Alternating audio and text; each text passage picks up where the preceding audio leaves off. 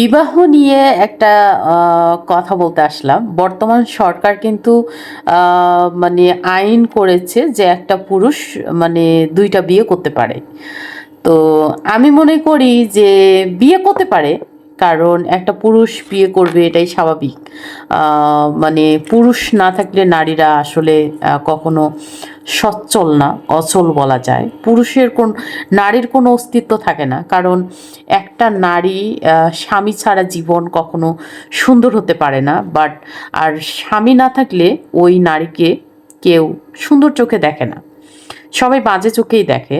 কারণ ওই নারীটা যখন দেখা যায় কারোর সাথে কথা বলে বা ফোন আলাপ করুক বা দেখা করুক, মানে কোনো কাজের প্রসঙ্গে, তো তখনও কিন্তু মানুষ সন্দেহ করে যে ওই নারীটা ভালো না, ওই নারীটার নজর খারাপ বা অনেক কিছু কথা তোলে। সেক্ষেত্রে একটা নারীর বিয়ে হওয়া অনেক জরুরি। আর সেক্ষেত্রে একটা পুরুষ ২টা বিয়ে করবে এটাই স্বাভাবিক। কারণ সে বিয়েটা তখনই করুক একটা নারীকে, যখন একটা নারী অনেক অসহায়, মানে তার পাশে দাঁড়ানোর মতন কেউ নাই, তখন সেই টাইপের নারীকে কিছু কিছু না পুরুষরা এই বিয়ের খবরটা শুনে কিন্তু অনেক খুশি যে বউয়ের অনুমতি ছাড়া আসলে ২টা বিয়ে করা যাবে। আসলে ২টা বিয়ে করলে কি আপনি ২টা বউকে সন্তুষ্ট রাখতে পারবেন? কখনো পারবেন না। আর এখন 90% মেয়েদের ডিভোর্স হচ্ছে পুরুষদের সমস্যার কারণে। কারণ পুরুষ আগের মানে আমরা যখন শুনতাম, মানে দাদির কাছে, নানির কাছে, নানার কাছে, দাদার কাছে, যে পুরুষের যে আগে যে একটা শক্তি ছিল বা এনার্জি ছিল, এখনকার পুরুষদের মধ্যে কিন্তু এটা নাই। তো এটা না থাকার কারণে কিন্তু অনেক নারীদের ডিভোর্স হয়ে যাচ্ছে। আর সেখানে একটা পুরুষ ২টা বিয়ে করে কয়টারে সামাল দেবে? আগে একটারে সামাল দিয়ে আরেকটারে সামাল দিতে পারবে কিনা সেটা চিন্তা করেন। আর দ্বিতীয়ত হলো যে, আমি আরেকটা কথা না বললেই নয়, মানে সেটা না বলেই পারলাম না। আমাদের নবী করিম সাল্লাল্লাহু আলাইহি ওয়াসাল্লাম যখন খাদিজাতুল কুবরাকে বিয়ে করেছিলেন, তখন কিন্তু আমাদের নবী করিম সাল্লাল্লাহু আলাইহি সাল্লাম খাদিজাতুল কুবরার সাথে কিন্তু ২৫ বছরের সংসার ছিল। তো ২৫ বছর সংসার চলাকালীন আমাদের নবী করিম সাল্লাল্লাহু আলাইহি সাল্লাম দ্বিতীয় বিয়ের কথা কখনো মাথায় আনেন নাই বা বিয়ে করেন নাই। আমাদের খাদিজাতুল কুবরা মারা যাওয়ার পর আমাদের নবী করিম সাল্লাল্লাহু আলাইহি সাল্লাম অনেক অসহায় হয়ে গিয়েছিলেন, এবং আমাদের নবী করিম সাল্লাল্লাহু আলাইহি সাল্লাম যে সন্তানরা ছিলেন তারাও খুব মানে অসহায় হয়েছিলেন, এবং তাদেরকে পালা আমাদের নবী করিম সাল্লাল্লাহু আলাইহি সাল্লামের কাছে খুবই মুশকিল হয়েছিল। তো সেক্ষেত্রে চিন্তা করে একজন বয়স্ক নারীকে তিনি আবার বিয়ে করেন, বাচ্চাদেরকে দেখাশোনা করার জন্য, নিজের খুশির জন্য না, নিজের চাহিদার জন্য তিনি বিয়ে করেন নাই। তিনি পরিবারের জন্য বিয়ে করেছেন, সংসার বাচ্চাদের জন্য বিয়ে করেছেন, কিন্তু তাও বিয়ে করেছেন একজন বয়স্ক নারীকে।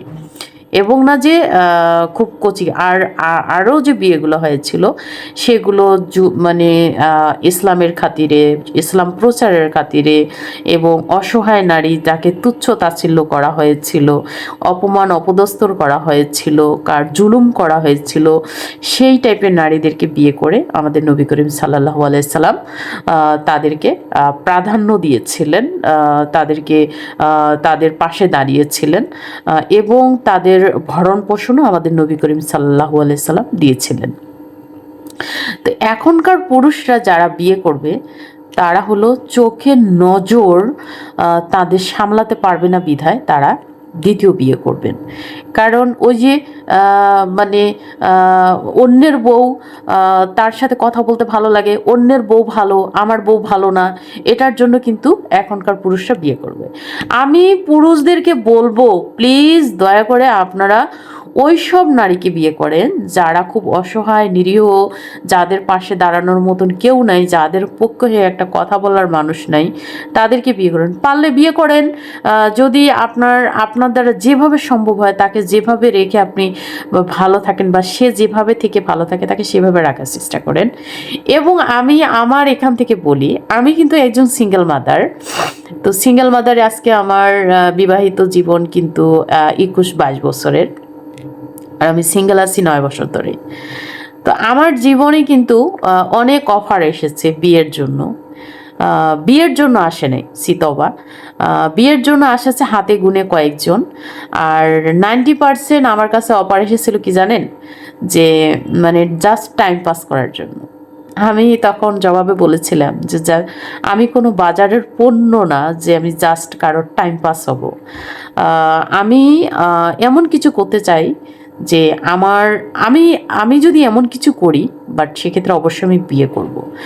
আর মাঝখানে দেখেন তনিকে নিয়ে কত আলোচনা হয়েছিল। তনি তো খুব ভালো কাজ করেছে, আমি তনিকে সেলুট জানাই যে তনি বিয়ে করেছে। দেখেন আমি আজ পর্যন্ত বিয়ে করি নাই। কেন করি নাই, কিসের জন্য করি নাই? আমাদের আল্লাহ পাক বলেছেন যে নারী তার সন্তানের জন্য বিধবা জীবন পার করবে, তার জন্য জান্নাত ওয়াজিব আছে।